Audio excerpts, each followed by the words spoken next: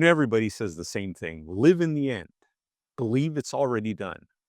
But when your bank account's empty and the bills are stacked and you feel stuck in the same loop, it feels impossible, right? Now, I've been there. I've been broke, living in a two-bedroom apartment when the lights got shut off.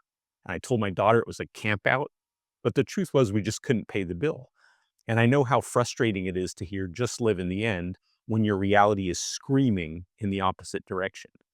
But I also know how to cross that bridge because today we're standing in our dream home with a tennis court in the backyard. And in this video, I'm going to show you the 3 practices that finally made living in the end real for me and how they can for you too. All right, let's start with meditation. I avoided meditation for months because I thought I couldn't do it. I was too fidgety, I was too restless, my mind was just way too busy. But I was wrong. Meditation isn't about shutting off your thoughts. It's literally the reset button for your reality.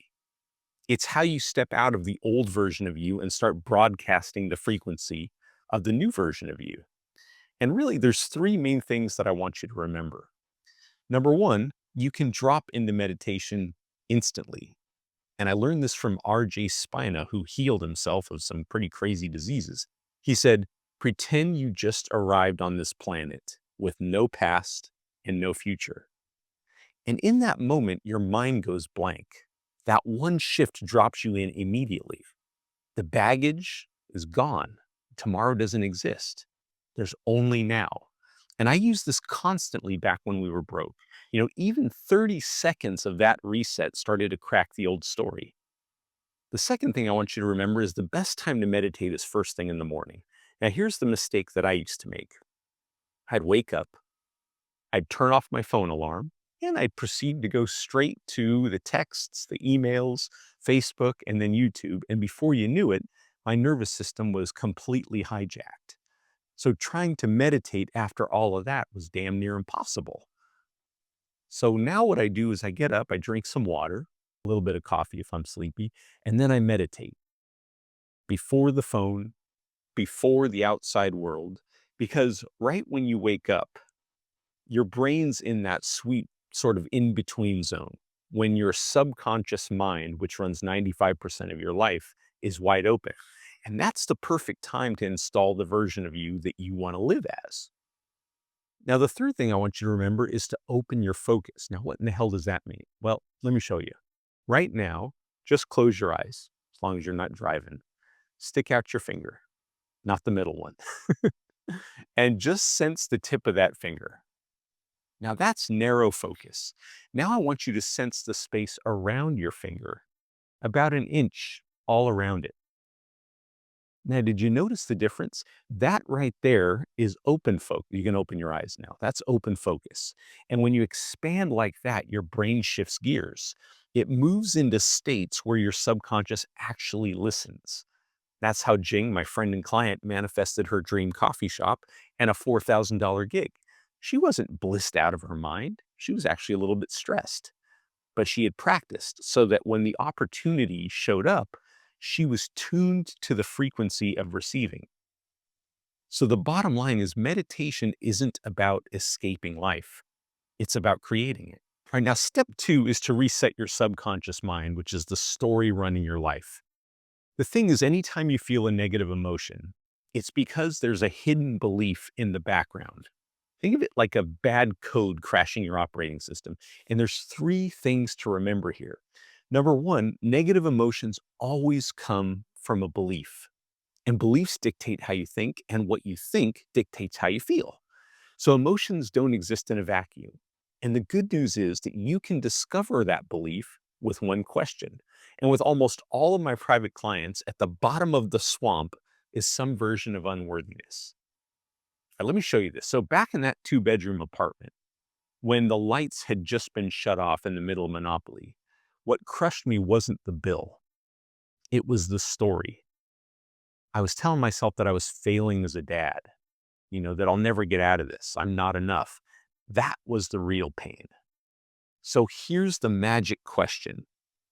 What would I have to believe is true about myself in order to feel this way? Ask it one time and write it down. Then ask it again and again, and keep digging until you hit the core belief. And I'll tell you, most of the time, based on the people that I've worked with, it's some version of I'm not worthy. That's the giant swamp monster. And once you see it, you can finally release it. Now, let me tell you about Naima. She hesitated on booking an hour coaching with me. She said she couldn't afford it. So what we did is we did a half an hour instead. And at the end of that, she felt so light. And that same night, she manifested $7,300. Now, why? It's because she loosened the belief of I can't afford it, which was really, I'm not worthy of investing in myself, or I don't believe in myself. So that belief shifted during that half hour. Her reality shifted. And that's really the power of this work on the subconscious. All right, step 3 is to act on your passion. I learned this from Bashar. He calls it the formula. And there are 3 parts to this. Step 1 is to act on your greatest passion every moment that you can. You see, passion is the compass of your higher self. It's your cleanest broadcast signal. And it doesn't have to be some huge thing. It could be starting a business or making a smoothie. It doesn't really matter. If it lights you up, it's passion. And when I started following those sparks, teaching, coaching, creating spaces for people to connect, that's really when the doors opened. Those conversations led to opportunities, and those opportunities stacked into the life that I'm living right now with this home in the backyard and the tennis court. Now, this wasn't from one giant leap, some massive action, but from thousands of honest yeses that I made to myself by acting on my passion every moment that I could. Step 2 is to do it to the best of your ability. Take it as far as you can when you act, with what you have, with what you can do from where you are. And then let it rest. That's how I flipped my love life. For years, I was chasing women who weren't right for me. I was trying to force things. But when I filled my days doing the things that genuinely excited me, and I gave those things everything that I had, and I stopped chasing, guess what?